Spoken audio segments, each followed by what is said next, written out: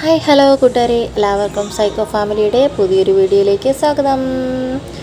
ഞങ്ങൾ ഈ രാവിലെ ഒരുങ്ങി എങ്ങോട്ടാണെന്നല്ലേ? ഞങ്ങൾ റാന്നി ഒരാവശ്യമില്ലാതെ പോവാണ്. അവിടെ ചെന്നിട്ട് വല്ല ആവശ്യമുണ്ടെങ്കിൽ അപ്പം നടത്തും. കാരണം ഞാനും എൻ്റെ നാത്തനും മാത്രമേ ഉള്ളൂ വീട്ടിൽ. ഞങ്ങൾ രണ്ടുപേരും കൊടുക്കഴിഞ്ഞ് ഇങ്ങനെയാണ് എങ്ങോട്ടേലും ഇങ്ങനെ എന്ന് ഇറങ്ങാൻ പോകും. ഒരാവശ്യമില്ല. ഞാൻ വന്ന് നിൽക്കുമ്പോൾ മാത്രമേ ഉള്ളൂ ഇങ്ങനെയുള്ള പോക്കൊക്കെ. അതുകൊണ്ട് ഞങ്ങൾ റാന്നിക്ക് പോവാണ്. ഞങ്ങളുടെ ബസ് ഇപ്പോൾ വരും. ഞങ്ങൾ ബസ് നോക്കി നിൽക്കുകയാണ്. മണിക്ക് ഇവിടെ സർക്കിട്ട് പോകാനും ഒരുപാട് ഇഷ്ടമാണ്. അവൻ യാത്രകളെ ഇഷ്ടപ്പെടുന്ന ഒരു വ്യക്തിയാണ്. അതുകൊണ്ടാവും ഈ കാണുന്നത് ഞങ്ങളുടെ ലിറ്റിൽ ഫ്ലവർ ചർച്ചാണ്. അങ്ങനെ ഞങ്ങളുടെ ബസ് വന്നു. ഞങ്ങൾ പോയിക്കൊണ്ടിരിക്കുകയാണ്.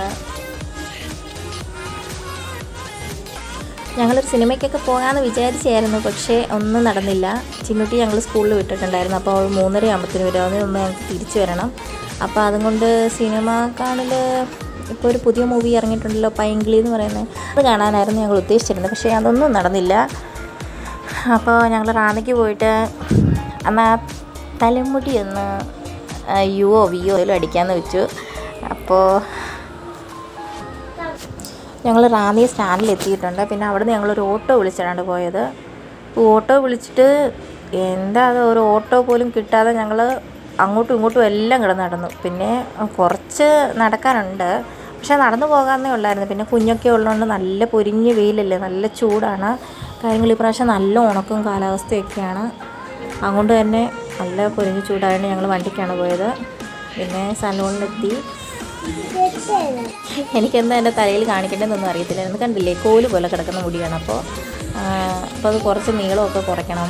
എന്നിട്ട് വേണം യു വെട്ടിയാൽ മതി. ആദ്യം ഞാൻ ഫെദർ കട്ട് ചെയ്തായിരുന്നു. എന്നിട്ടും ഇങ്ങനെ ആയി. അതുകൊണ്ട് ഒന്നുകൂടെ നീളം കുറച്ച് നല്ലതായിട്ട് വെട്ടി സെറ്റാക്കാമെന്ന് വെച്ചു. ഞാൻ നന്നായിട്ട് എണ്ണ വെക്കുന്ന കാരണം അവർക്ക് നല്ലൊരു പണിയായിരുന്നു. കാരണം നല്ല രീതിയിൽ തന്നെ ഷാമ്പു ഇട്ട് എന്നെ ഒരു 15 മിനിറ്റോളം അവിടെ തന്നെ വെച്ചവർ. കാരണം തലയിലൊക്കെ നല്ല എണ്ണയാണ്. നല്ല എണ്ണ തേച്ച് കുളിച്ചില്ലെങ്കിൽ തലയ്ക്ക് നല്ല തലവേദന ഉണ്ടാവും. അതുകൊണ്ട് തന്നെ നല്ല രീതിയിൽ എണ്ണയുണ്ടായിരുന്നു. പിന്നെ അതൊക്കെ വാഷ് ചെയ്തിട്ടൊക്കെയാണ് ഹെയർ സെറ്റ് ചെയ്തത്. ഇത് പുതിയതായിട്ട് തുടങ്ങിയാന്ന് തോന്നുന്നു ഈ ഒരു ബ്രാഞ്ച് ഇവിടെ. നല്ല രീതിയിൽ തന്നെ അവർ എല്ലാ കാര്യങ്ങളും സെറ്റ് ചെയ്ത് തന്നിട്ടുണ്ട്.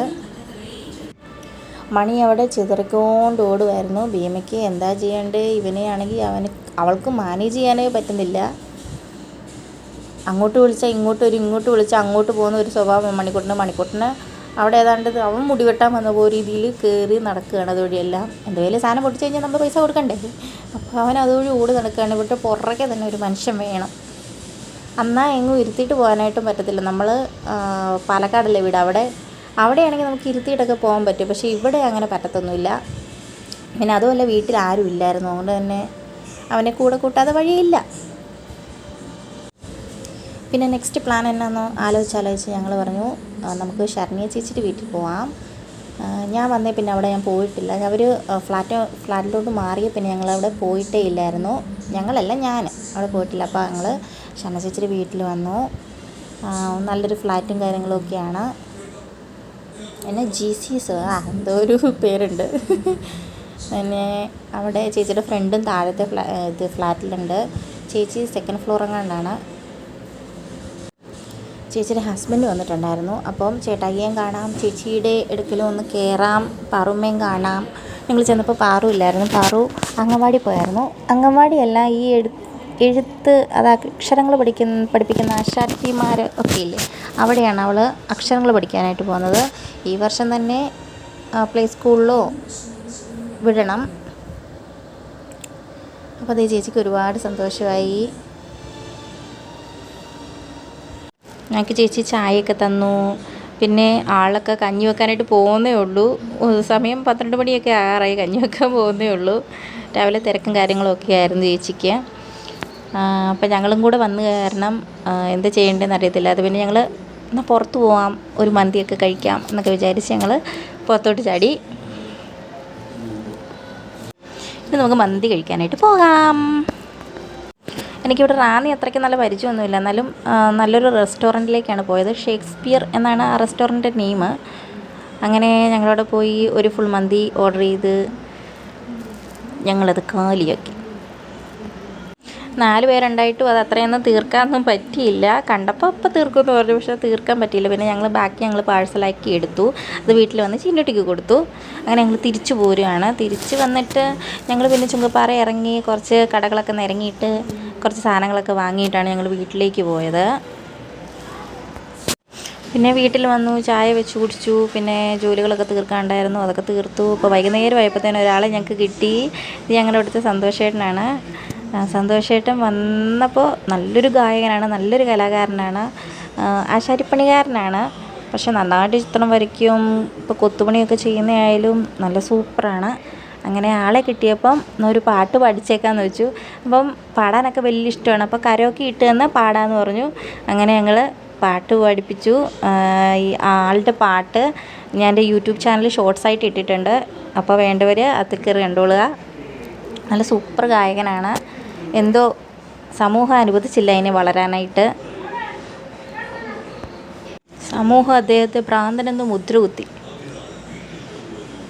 പക്ഷെ നല്ല ഒരു വ്യക്തിയാണ്, നല്ലൊരു പാട്ടുകാരനാണ്, എല്ലാം കൊണ്ടും സകലകല വല്ലഭനാണ്. എന്തേ ഞാനറിഞ്ഞിടില്ല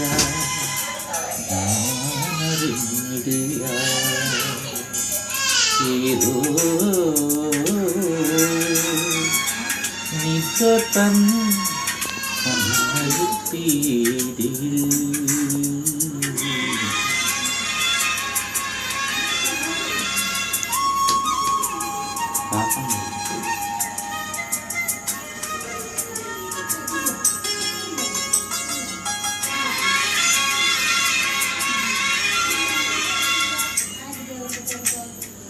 ആ വഴിയോരത്തെ അന്നാഗ്രമാം സന്ധ്യയിൽ അവനിപ്പൂവായി നീ നിന്നുവെന്നോ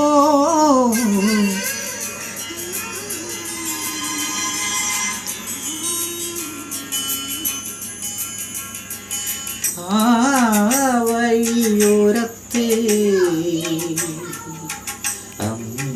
അന്നാഗ്രമാം സന്ധ്യയിൽ